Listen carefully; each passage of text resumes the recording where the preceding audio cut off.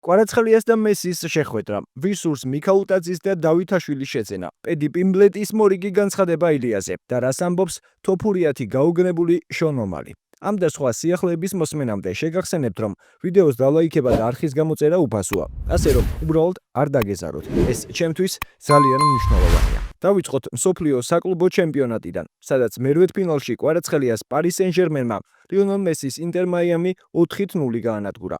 ქართველი ძირითად შემადგენლობაში იყო და ბოლომდე შეუცვლელად ითამაშა. გულშემატკივრებისთვის განსაკუთრებულად სასიამოვნო იყო ქართველი ვარსკვლავის და არგენტინელი ლეგენდის შეხვედრა, რომელიც ისტორიას დარჩება. მართალია ხუჩას ამ შეხვედრაში საგოლე მოქმედებები არ ჰქონია, თუმცა ტრადიციულად მთელი თამაშის განმავლობაში აქტიურობდა და გოლის გატანის რამდენიმე მცდელობას ჰქონდა. აღსანიშნავია ერთი სასიამოვნო ფაქტიც. ამ შეხვედრაში ქართველს არგენტინელზე მეტი დრიბლინგი ჰქონდა. კვარას ანგარიშზე 3, ხოლო მესის ანგარიშზე 2 დრიბლინგი იყო.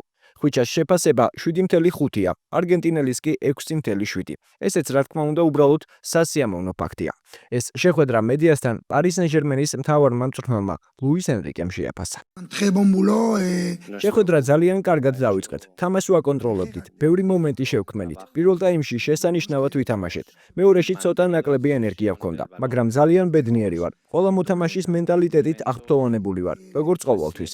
უნდა გავაგრძელოთ გაუმჯობესება, რადგან პროფესიონალური ფეხბურთი ასეთია. მეოთხედფინალში მზად ვართ, რომ ჩვენს მოწინააღმდეგეს იმ მენტალიტეტით შევხვდეთ, რაც მთელი სეზონის განმავლობაში ვაჩვენეთ და ვიმედოვნებთ, რომ ტურნირზე კიდევ 2 კვირა დავრჩებით. კომენტარი გააკეთა ინტერ მაიამის მთავარმა მწვრთნელმა ხავიერ მასკერანომაც. პარი სენ-ჟერმენი შესანიშნავი გუნდია. დიდებული მწვრთნელი ყავს და ძალიან მაღალი ხარისხის ფეხბურთელები. იმედი მაქვს ბარსელონას მსგავსად, პარი სენ-ჟერმენიც დიდხანს ითამაშებს ამ დონეზე. დროთა განმავლობაში ვნახავთ. ვფიქრობ, მესიმ შესანიშნავი თამაში ჩაატარა.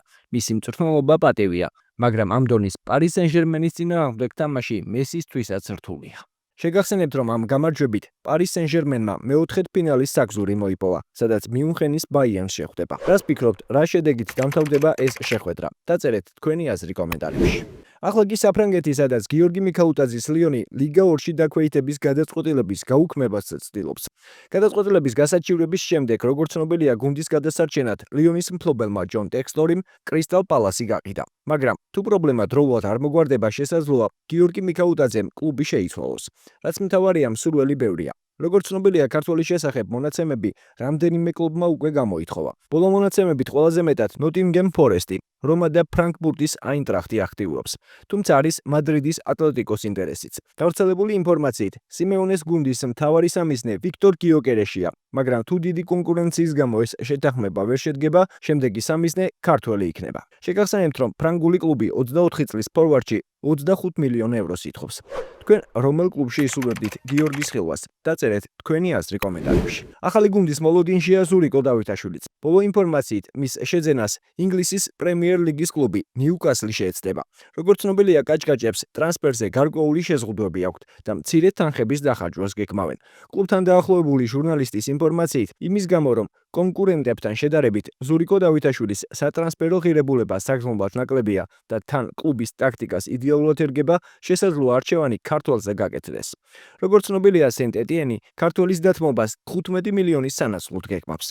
თქვენ რას ფიქრობთ? რამდენად მოერგება ნიუკასლის სათამაშო სტილს ქართველი შემტევი? დაწერეთ თქვენი აზრი კომენტარებში.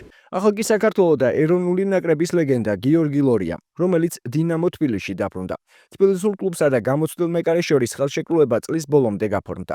ლორია გუნდს უკვე შეუერთდა და სეზონის განახლებისთვის ემზადება.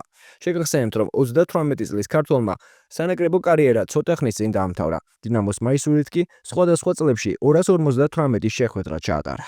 ახლა კი კვლავ UFC-ს 2 წონის ქართველი ჩემპიონი ილია თოფურია, რომელთან დაპირისპირება პედი პიმბლეტს სიგიჟემდე სურს. როგორც იცით, მათ შორის დღეს მცირე შეკამათება იყო. კომენტარი ორივე მხარემ გააკეთა და ეს ვიდეო უკვე არხს ეტევს. პედი ამით არ დაგმაყოფილდა და ილიაზე დღის განმავლობაში კიდევ რამდენიმე კომენტარი გააკეთა. მე და ილიას გარკვეული ისტორია გვაქვს. ამ ბრძოლის გაყიდვას არ დაგჭირდებათ. თავისით გაიყიდება. ერთმანეთის წინ 2 ადამიანი იქნება, რომლებსაც ერთმანეთი არ მოსწონთ. ასეთი რამ ხაბების და კონორის ჩხუბის შემდეგ არ გვინახავს. 2 ადამიანი, რომლებსაც ერთმანეთის სძულთ. ის ნამდვილად მძულს. მისი სწრაფად დაფინიშებაც არ მომინდება. მას ჩხუბის დამთავრებამდე 1 წუთით ადრე დავაფინიშებ. მას შემდეგ, რაც მანამდე 700-ჯერ დავარტყა მუშტებს, ფეხებს და იდაყვებს. მას დავასახიჩრებ. შესაძლოა საჩემპიონო ბრძოლაც არ უკიანსაც სურს, მაგრამ მას შეუძლია ისევ სარეზერვო მებრძოლად დადგეს. ამ სიტუაციაში ყოფნით უფრო მოტივირებული ვარ. განსაკუთრებით იმის გათვალისწინებით, რომ ყველა ჩემს წაგებას ელოდება. ყველა 10-დან 9 ადამიანი მაინც ფიქრობს, რომ წავაგებ. ილია ნოკაუტში გამიშვებს, მაგრამ მიყვარს როცა ხალხი ცდება. ეს უბრალოდ შინაგან სითბოს და ბუნდოვან შეგრძნებებს მიტოვებს. ამ ხალხს კი საკუთარი სიტყვების ჭამას აიძულებს. როგორც ჩანს, შესაძლოა ჩემპიონი იმაზე მალე გავხდე, ვიდრე მოველოდი. ვფიქრობ, თუ ეს დაპირისპირება შედგება, პედის ბუნდოვანი შეგრძნებები კიდევ დიდხანს ექნება. მერაბის საყვარელი მებრძოლი შონ ომალი კი ბედნიერია, რომ ილიასთან დაპირისპირება არ მოუხდა.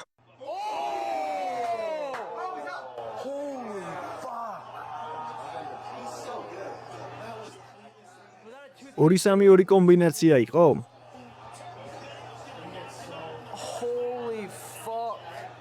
ისლამის და თოფურიას ბრძოლა უნდა შედგეს. ილია ჯონ ჯონსის კლასშია. დაანოკაუტა ვოლკი, დაანოკაუტა მაქსი, დაანოკაუტა ჩარლზი. ვის უნდა შეხვდეს ამის შემდეგ?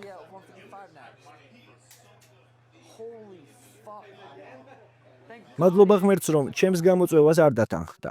ილიას და ისლამის ბრძოლა უნდა შედგეს. თუ ისლამი მადალენას დაამარცხებს. 170-ში მისი ილიას წინააღმდეგ ნახვა საოცარი იქნება. ილია ყველა დროის ერთ-ერთი საუკეთესოა. გათიშო ვოლკი, მაქსი და ჰოლოვეი სიგიჟია. ილია სუპერ ვარსკვლავია. მეგონა სუპერ ბრძოლას ვნახავდით, მაგრამ ილია ზედმეტად მაგარია. რა თქმა უნდა, სასიამოვნოა ომალის ასეთი განცხადება, თუმცა ვერ ხვდები რა მნიშვნელობა ჰქონდა მისთვის, რომელი ქართველი გათიშავდა. აქ ერთი საინტერესო დეტალი. დღეს ილიამ 3 დივიზიონის ჩემპიონობის საკითხზე ძალიან საინტერესო კომენტარი გააკეთა. მინდა თუ არა მე-3 დივიზიონის ჩემპიონობაზე ბრძოლა? ამაზე ბევრი მაქვს ნაფიქრი, მაგრამ UFC-სთან ბოლო მოლაპარაკებების დროს მათ პირადად მთხოვეს, რომ ბრძოლის შემდეგ არ მეთქვა, რომ ქვეს საშუალო ზონაში ასვლა მსურდა. პირობა მივეცი, ასე რომ ამ წუთისთვის მათთვის ეს პირობა მაქვს მიცემული, მაგრამ ესეც შესაძლებელია. შეგახსენებთ, რომ UFC-ში 3 სხვადასხვა დივიზიონის ტიტული აქამდე არავის ჰქონია. შერეული ორთაბრძოლების სამყაროში ეს ბოლო დროს ერთ-ერთი ყველაზე განხილვადი თემაა.